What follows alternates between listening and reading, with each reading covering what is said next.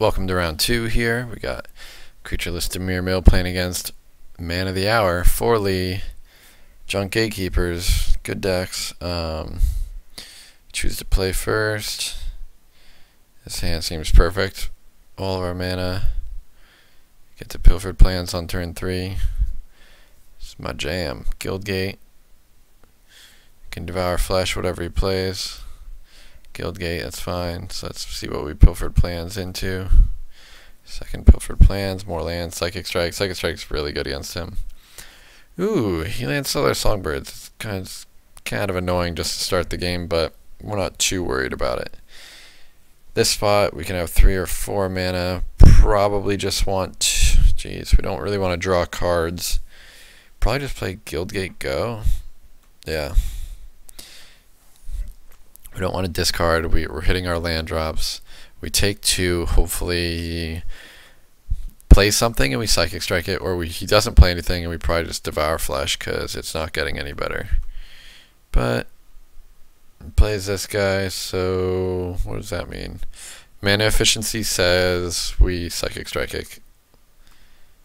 Yep, and that also adds more cards to his graveyard. We missed on creatures on the Pilfered Plans, but it guarantees 1 is hitting the bin, because if we played Devour Flesh, he could have sacked the 1/1 bird, and then it would not have hit the bin, or no creatures. So, ooh, and we hit 2 more. All right, so -3/-3, Death Approach, solid. Keep hitting our land drops this turn.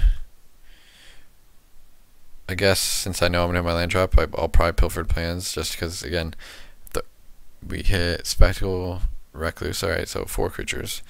Just constantly having 7 cards in hand. It's just smooth. It just gets it out of the way, and now more cards from the top of our deck are in our hand, so we don't mind taking 2 here. Now I'll Devour Flesh. He'll probably gets rid of the 1/2, basically because of the evasion. He doesn't know that evasion is irrelevant because I have 0 creatures. So he just added a creature to the graveyard for our Crypt Incursion. He landed a 3/3, but we can kill that with Death's Approach. That's easy. And we're looking pretty solid. Only taking 1. He's got 4 cards in hand, and we've got 4 counter spells. So even if he has 4 spells, we match up very well. So scatter his guy. Ooh, I guess I countermand for, again, mana efficiency's sake, but I actually don't like that in hindsight, because countermand and Psychic Strike are way more important. They can hit the Courses Accord, and Essence Scatter cannot. But I'm incredibly lucky and draw Psychic Strike. And so still just getting browned for 1. Which isn't really getting browned, you just call that, getting pecked for 1, I guess. He must be sitting on dead removal spells, which is super fun. This one, scatter. What? I Psychic Strike? I don't know what I'm thinking. Alright, that's his bounty value.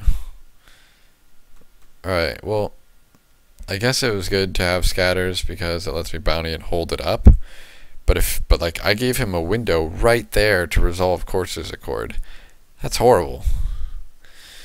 It's not a good play. Anyway, he concedes. He sees enough. He's got blanks in hand. I got 6 gas spells, and I'm already up 9 cards in library on him. So that's pretty solid, I'd say.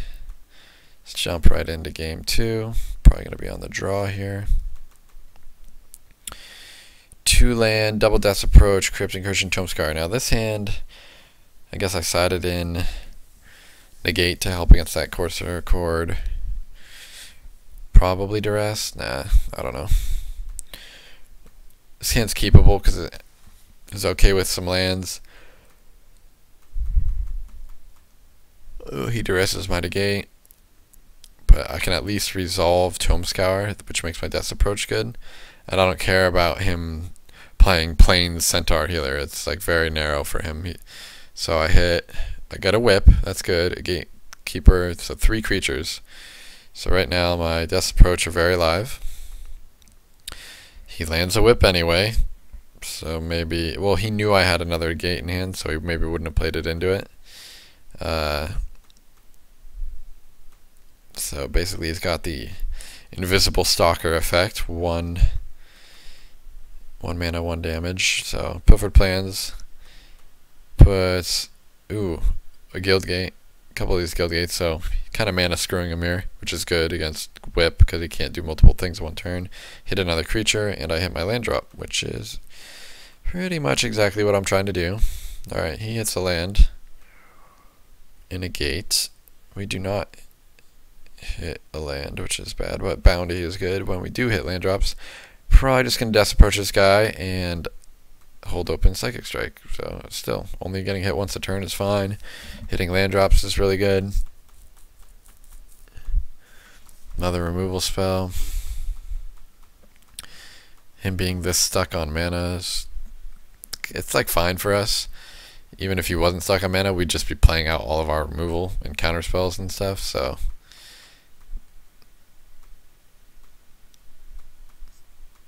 he's just picking us for 1 a turn, which is not very much of action.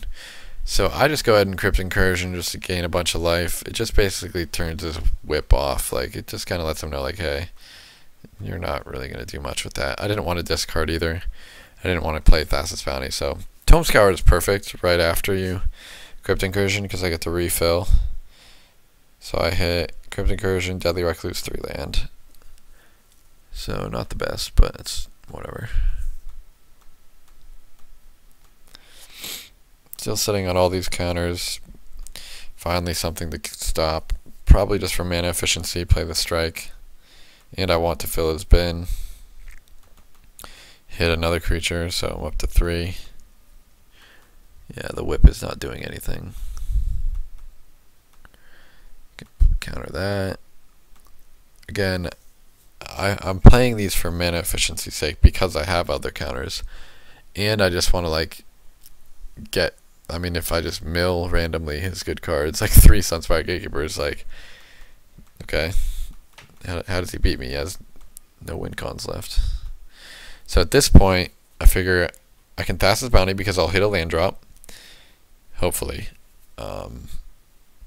And then I don't mind discarding because I have another Thassa's Bounty and I have other removal spells.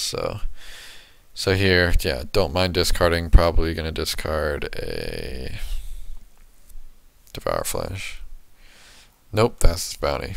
Basically because I'm never casting it. Let him, ooh, see?